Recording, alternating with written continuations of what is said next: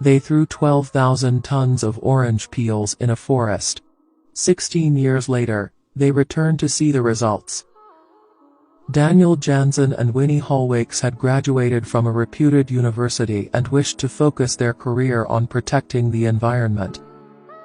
An opportunity came knocking on the door when they made a deal with a fruit juice company to dump their waste on a conservation site.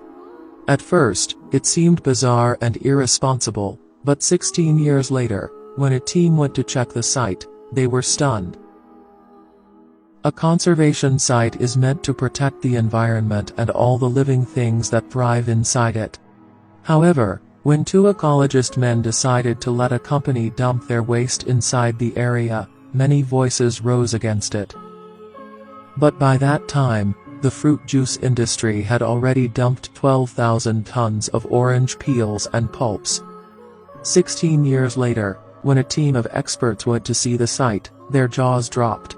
The idea that those two men had envisioned had unbelievably turned into reality.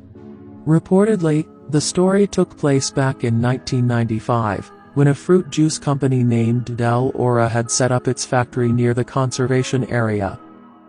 The area was located between Costa Rica and Nicaragua, and a conservation organization was also looking to acquire the place for preservation purposes.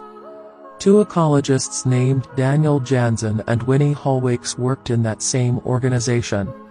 They came up with an incredible plan that would not only benefit nature but also the company. According to them, it was a win-win situation and they were confident that the company would not say no. The deal was that Del Oro would be allowed to dump their waste on the conservation area in exchange for the land.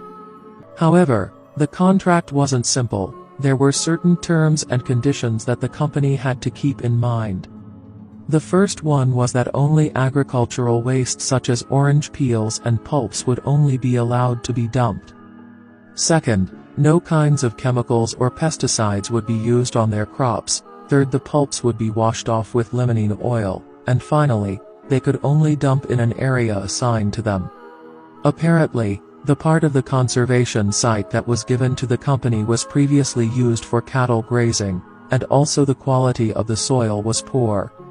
The fruit juice company had no problem agreeing to all the conditions, even though they thought it was bizarre. Time passed, and gradually loads of trucks would enter the site and dump tons of agricultural waste on the assigned land. Approximately 12,000 tons of orange peels and pulps were thrown, and suddenly everything stopped. A rival company came to know what Del Oro was doing and decided to use this opportunity to throw the competitor out of the market. They began to spread the news that the company was damaging the natural surrounding. The rival fruit juice industry even filed a suit against Del Oro and won the case. The losing team had no choice but to stop dumping their waste as per the orders, and the site was forgotten for almost 16 years. After those long years, fortunately, a research team read about this experiment and the whole story behind it. So they decided to go and visit that dumping place and record the result, whether those two ecologists' ideas bore any fruit or not. When they reached the area, the team was completely taken aback. The orange peels and pulps had vanished and instead, a thick forest has formed. The experts were lost in the jungle and had a difficult time finding the land, not realizing that they were walking in the dumping area. The team then noticed a yellow strip wrapped around the vines, and then it clicked to them that the degraded land had turned into a jungle.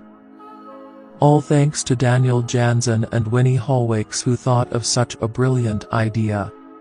Their experiment was a success. Because of the agricultural waste and the conditions followed by the company, the once barren land had now turned into a forest. The quality of the soil improved as a result of different species of trees and other living beings being discovered. When asked about how was this possible, the experts could not give a definite answer, and the transition of such an experiment still remains a mystery. In an interview, one of the researchers said, "I strongly suspect that it was some synergy between suppression of the invasive grass and rejuvenation of heavily degraded soils." Turns out, everybody won in the end. not only the ecologists or the company who happily left their waste on the land. Although dumping waste on the site meant for protecting nature is not advisable, the clever way those two ecologists used yielded a greener result. Most of the people who read and heard about the experiment wish that such techniques could be used in future as well to protect nature and the world.